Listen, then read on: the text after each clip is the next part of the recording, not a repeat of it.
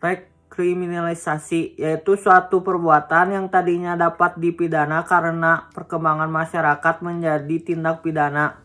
Kemudian karena perkembangan masyarakat pula, maka perbuatan tersebut menjadi dapat dipidana kembali.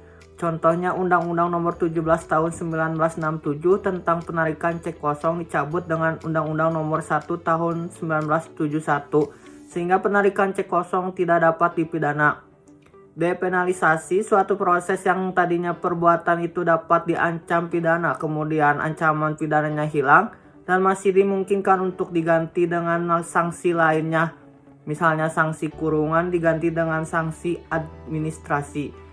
Mitigating, suatu proses pembaharuan yang tadinya suatu perbuatan dikenakan sanksi hubungan. Mitigating, suatu proses pembaharuan yang tadinya suatu perbuatan dikenakan sanksi hukum yang berat diganti menjadi sanksi yang lebih ringan. Contohnya hukum pidana mati diganti dengan pidana seumur hidup. D. Metode pembaharuan KUHP. Evaluasi atau evolusionis, pembaharuan yang dilakukan dengan cara menyelipkan pasal-pasal baru dalam KUHP. Contohnya Undang-Undang Nomor 7 Tahun 1974 tentang penertiban kejadian merubah pasal 542 dalam buku 3 KUHP menjadi pasal 303 bis dalam buku 2 KUHP. Sehingga konsekuensinya dengan berlakunya Undang-Undang Nomor 7 Tahun 1974, maka semua macam bentuk tindak pidana perjudian adalah merupakan tindak pidana kejahatan.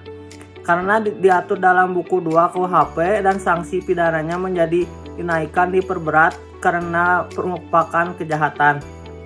Kompromis, pembaharuan yang dilakukannya dengan cara menambah atau menyelipkan bab baru dalam KUHP.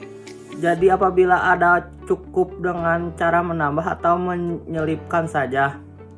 Misalnya Undang-Undang Nomor 4 Tahun 1976 tentang sarana dan prasarana penerbangan. Melalui undang-undang ini menambah bab baru dalam KUHP, yaitu bab A dalam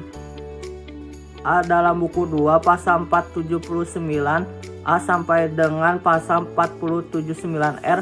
Pasal yang penting untuk diingat adalah pasal KUHP yaitu dalam penerbangan penganut arti yang sempit dibandingkan dengan pasal 385A KUHP yang menganut pembajakan pesawat udara yang mengandung arti yang luas global. Pembaruan hukum pidana ini yang dilakukan secara keseluruhan, baik hukum pidana material maupun hukum pidana formal. Contoh Undang-Undang Nomor 7 Tahun 1955 Nomor 7 tindak pidana ekonomi yang mengatur baik pidana formil maupun pidana material.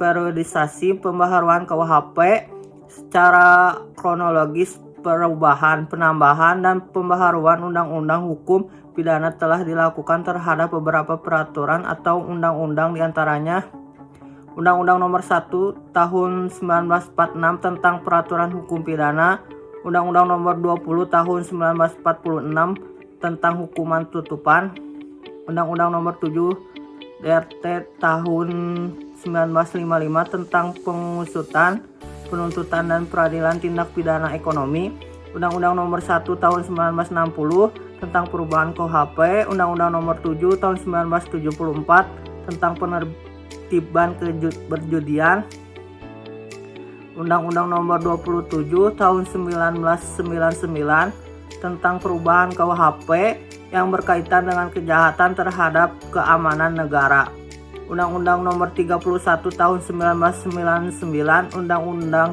Nomor 20 Tahun 2001 tentang tindak pidana korupsi. Bab 4. Hubungan sebab akibat atau kausalitas atau kausalitet.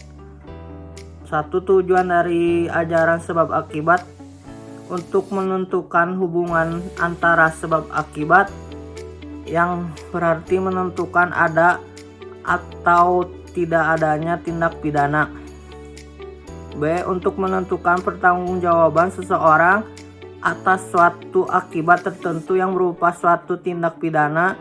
Ajaran kausalitas merupakan unsur objektif dari tindak pidana karena terdapat di luar diri perilaku, yaitu yang merupakan perbuatan.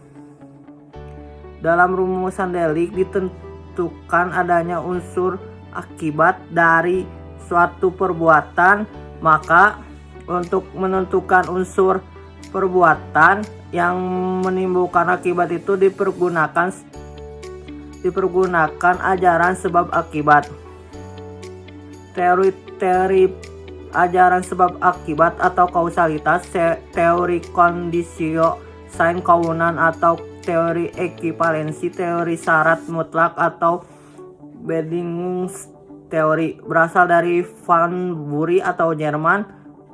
Tiap syarat adalah sebab dan semua syarat mempunyai nilai sama, karena apabila satu syarat tidak ada maka akibatnya akan lain. Baik syarat positif maupun syarat negatif sama-sama sebagai penyebab timbulnya akibat, sehingga jika salah satu syarat tidak terpenuhi maka akibat konkretnya lain pula.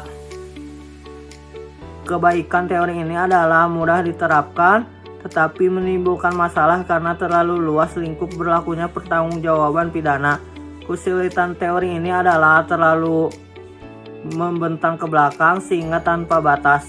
Teori individualisasi mengadakan pembatasan antara syarat dengan sebab secara pandangan khusus mengindividualisasi, yaitu secara konkret mengenai perkara tertentu saja dengan mengambil pendapat sesudah kejadian atau post factum atau in concreto.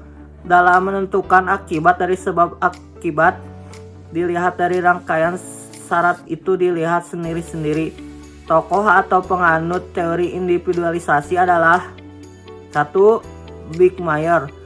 Sebab adalah syarat yang paling kuat, kesulitannya adalah menentukan faktor yang paling kuat itu apa ukurannya.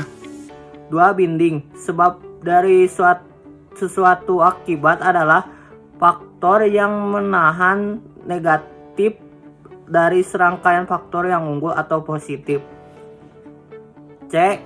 Teori generalisasi. Teori ini melihat peristiwa sebelum kejadian ante factum in abstracto, yaitu serentatan syarat yang merupakan perbuatan manusia dapat menjadi akibat dari suatu peristiwa, yaitu dilihat dari perhitungan yang layak atau pengalaman hidup yang umum terjadi. Menurut teori ini harus dicari sebab yang sama atau adekuat untuk dapat menimbulkan yang bersangkutan. Oleh karena itu teori ini disebut teori adekuat. Ukuran dari teori ini adalah keadaan atau kebiasaan sehari-hari dari kejadian yang muncul. Persoalannya adalah apa yang menentukannya bahwa sesuatu sebab itu layak atau cocok untuk menimbulkan akibat.